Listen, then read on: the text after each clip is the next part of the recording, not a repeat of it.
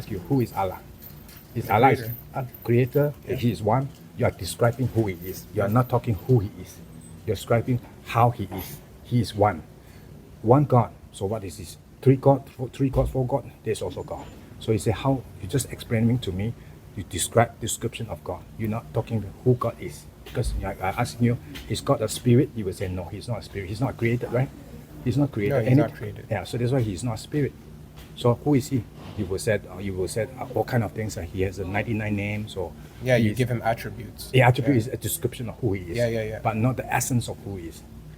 Not Well, the essence of who he is. Well, the thing is, what do you mean by essence? Because attributes Who are he is. like You- physically. The essence, who he is, what he has inside him. So you explain all these things just surrounding him, you would have nothing inside. At the end, I would say that, oh, Allah is just a concept. The way revealed through the Quran to you, to the Muslim, is nothing like him. It's nothing like Allah. Yeah. Nothing like Allah, so it's nothing. At the end, he is nothing. We cannot see. But at the end, you say nothing. Well, in the script, in the Holy Quran, he also described that he has hands, he has feet. And that's true. It He has says, hands, yeah, he has feet, yeah. he has chin. For these things though, this is what we call mutashabihat. These are verses which describe Allah, Yeah. but we consign the meaning to Allah. Oh, We say okay. we don't know what it means. Okay. But that doesn't. Only he knows. Yes. Oh, But Allah- Allah having a hand or these certain attributes, not having like the quote unquote essence, that's not like, that's just a description, like you said, but it's not fundamental. Like there's no contradiction in the fundamentals of Islam.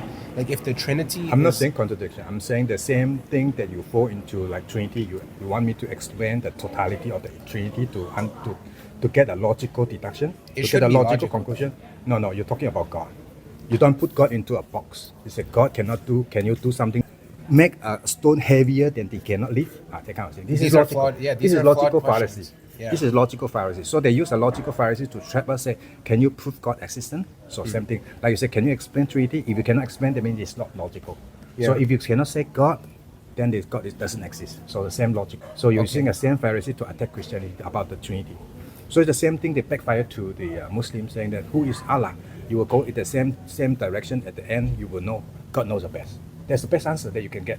God knows the best because who is Allah? He's energy. He's a concept philosophy. I would think that probably Allah is a philosophy. It's a concept that you are hired to